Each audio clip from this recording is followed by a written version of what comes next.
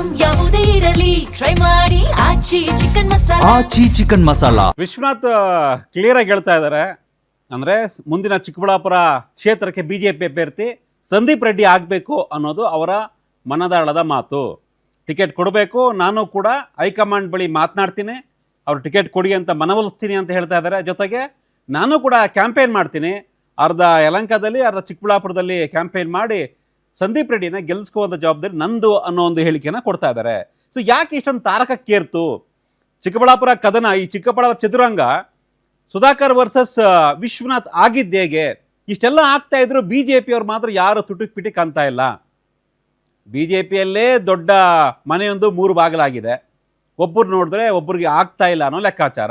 ಒಂದು ಕಡೆ ವಿಜೇಂದ್ರ ವರ್ಸಸ್ ಅಶೋಕ್ ಆ ರೀತಿಯಾದ ಒಂದು ಬಣಪಳ್ಳಿ ಸಾಕ್ತಾ ಇದೆ, ಮತ್ತೊಂದು ಕಡೆ ಅಶೋಕ್ ಪ್ಲಸ್ ವಿಜೇಂದ್ರ ಆದರೂ ಕೂಡ ರೆಬಲ್ಸ್ ಟೀಮ್ ಒಂದು ಕಡೆ ಆಗ್ತಾ ಇದೆ. ಆ ರೆಬಲ್ಸ್ ಟೀಮ್ನಲ್ಲಿ ಸುಧಾಕರ್ ಇದ್ದಾರಾ ಅನ್ನೋ ಒಂದು ಲೆಕ್ಕಾಚಾರ. ಯಾಕಂದರೆ ಈ ಹಿಂದೆ ಜಿಲ್ಲಾಧ್ಯಕ್ಷರ ನೇಮಕ ವಿಚಾರದಲ್ಲಿ ಇದೇ ಸಂದೀಪ್ ರೆಡ್ಡಿಯನ್ನು ಚಿಕ್ಕಬಳ್ಳಾಪುರ ಜಿಲ್ಲಾಧ್ಯಕ್ಷರಾಗಿ ನೇಮಕ ಮಾಡ್ತಾರೆ 2024ರಲ್ಲಿ. ವಿಜೇಂದ್ರ ಅವರು ಬಿ ಜೆ ಪಿಯ ರಾಜ್ಯಾಧ್ಯಕ್ಷರಾಗಿದ್ದಾಗ, ಈಗಲೂ ಅವರೇ ಆಗಿದ್ದಾರೆ. ಆಗ ನೇಮಕ ಮಾಡಿದಾಗ ಬಹಿರಂಗವಾಗಿಯೇ ಆಕ್ರೋಶವನ್ನು, ಅಸಮಾಧಾನ ವ್ಯಕ್ತಪಡ್ತಾರೆ ಸುಧಾಕರ್. ಸಂದೀಪ್ ರೆಡ್ಡಿಯನ್ನು ಆಯ್ಕೆ ಮಾಡಿದ್ದು ಬೇಡ ಅನ್ನೋ ರೀತಿಯಾಗಿ ತಮ್ಮ ಅಸಮಾಧಾನವನ್ನು ವ್ಯಕ್ತಪಡ್ತಾರೆ. ಹೈಕಮಾಂಡ್ ಮುಖಾಂತರ ಮತ್ತೆ ಬದಲಾವಣೆ ಆಗುತ್ತೆ. ಸಂದೀಪ್ ರೆಡ್ಡಿ ಬಿ ಜೆ ಪಿಯ ಜಿಲ್ಲಾ ಅಧ್ಯಕ್ಷರಾದ ಸಂದರ್ಭದಲ್ಲಿ ಅವರನ್ನು ಬದಲಾವಣೆ ಮಾಡಲಾಗುತ್ತೆ. ಹೈಕಮಾಂಡ್ ಒತ್ತಡನೋ ಸುಧಾಕರ್ ಒತ್ತಡನೋ ಒಟ್ಟಿನಲ್ಲಿ ಚೇಂಜ್ ಆಗ್ತಾರೆ.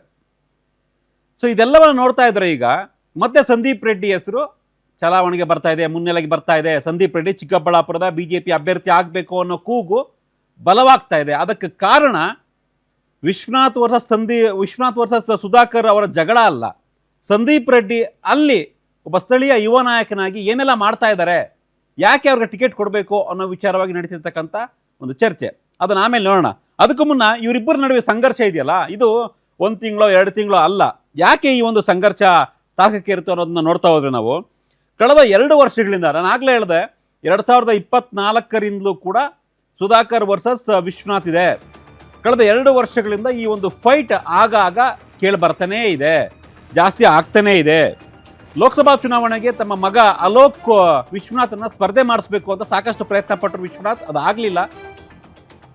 ಟಿಕೆಟ್ ಸಿಗಲಿಲ್ಲ ಅಲೋಕ್ ವಿಶ್ವನಾಥ್ಗೆ. ಕೊನೆಗೆ 2023ರಲ್ಲಿ ಸೋತಂತಹ ಸುಧಾಕರ್ ಅವ್ರಿಗೆ 2024 ಲೋಕಸಭೆಗೆ ಟಿಕೆಟ್ ಕೊಡಲಾಯಿತು. ಅವರು ಗೆದ್ದರು. ಚುನಾವಣಾ ಸಂದರ್ಭದಲ್ಲೂ ಕೂಡ ಗಲಾಟೆ ಆಗಿತ್ತು. ಎಲೆಕ್ಷನ್ ಅಲ್ವಾ, ಯಾರು ಕಾಲು ಬೇಕಾದರೂ ಹಿಡಿಬಹುದು ಆ ಒಂದು ಸನ್ನಿವೇಶಕ್ಕೆ.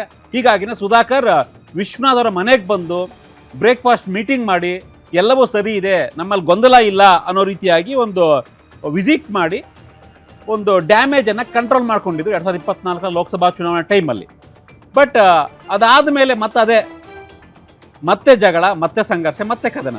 ಸೊ ಇದೆಲ್ಲ ಎಲೆಕ್ಷನ್ ಟೈಮಲ್ಲಿ ಚಿಕ್ಕಬಳ್ಳಾಪುರ ಲೋಕಸಭಾ ಕ್ಷೇತ್ರ ವ್ಯಾಪ್ತಿ ಇರತಕ್ಕಂಥ ಯಲಹಂಕದಲ್ಲೇ ಸುಮಾರು 83,000 ಲೀಡ್ ಬಂದಿತ್ತು ಬಿ ಜೆ ಪಿಯ ಸುಧಾಕರ್ಗೆ. ಇಷ್ಟಾದರೂ ಕೂಡ ನನ್ನ ಮೇಲೆ ಗುಬೆ ಕೂರಿಸ್ತಾರಲ್ಲ ಇವರು, ಪದೇ ಪದೇ ಯಲಹಂಕದಲ್ಲಿ ಯಾರು ಬೇಕಾದರೂ ಬಿ ಜೆ ಪಿಯಿಂದ ನಿಂತ್ಕೊಂಡ್ರೆ ಗೆದ್ದುಬಿಡ್ತಾರೆ, ಅದು ವಿಶ್ವನಾಥ್ ಸಾಧನೆ ಅಲ್ಲ ಅನ್ನೋದು ಸುಧಾಕರ್ ಅವರ ಮಾತು. ಯಾಕೆ ಈ ಸಂಘರ್ಷ ಜಾಸ್ತಿ ಆಗ್ತಿದೆ ಅಂದರೆ, ವಿಶ್ವನಾಥ್ ಅವರು ಯಡಿಯೂರಪ್ಪ ಅವರ ಕ್ಯಾಂಪಲ್ಲಿ ಗುರ್ಸ್ಕೊಂಡಿದ್ದಾರೆ.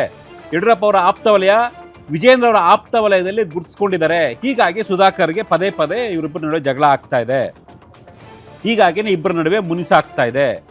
ಲೋಕಸಭಾ ಟಿಕೆಟ್ ವಿಚಾರ ಆಯಿತು, ಅದಾದಮೇಲೆ ಯಡಿಯೂರಪ್ಪ ಕ್ಯಾಂಪ್ ಮೇಲೆ ಗುರ್ಸ್ಕೊಂಡಿರೋದಕ್ಕೆ ವಿಚಾರ ಆಯಿತು. ಈಗ ಮತ್ತೆ ಕೆದಕ್ತಾ ಇದ್ದಾರೆ, ನಾನು ನಿಮ್ಮ ಥರ ಜಂಪಿಂಗ್ ಸ್ಟಾರ್ ಅಲ್ಲ, ಅಂದರೆ ಸುಧಾಕರ್ ಥರ ಜಂಪಿಂಗ್ ಸ್ಟಾರ್ ನಾನಲ್ಲ, ನಾನು ಬಿ ಜೆ ಪಿಯಲ್ಲೇ ಇದ್ದೀನಿ, ನೀವು ಕಾಂಗ್ರೆಸ್ಸಿಂದ ಬಿ ಜೆ ಪಿಗೆ ಬಂದಿದ್ದೀರಾ, ನೀವು ಜಂಪಿಂಗ್ ಸ್ಟಾರ್ ನೀವು ಅನ್ನೋದು ವಿಶ್ವನಾಥ್ ಅವರ ಮಾತು ಸುಧಾಕರ್ ವಿಚಾರದಲ್ಲಿ. ಹೀಗಾಗಿ ಇವರಿಬ್ಬರ ಜಗಳ ಬಹುಶಃ ಸದ್ಯಕ್ಕೆ ಮುಗಿಯುವಂಥ ಯಾವುದೇ ಲಕ್ಷಣಗಳು ಕಾಣಿಸ್ತಾ ಇಲ್ಲ.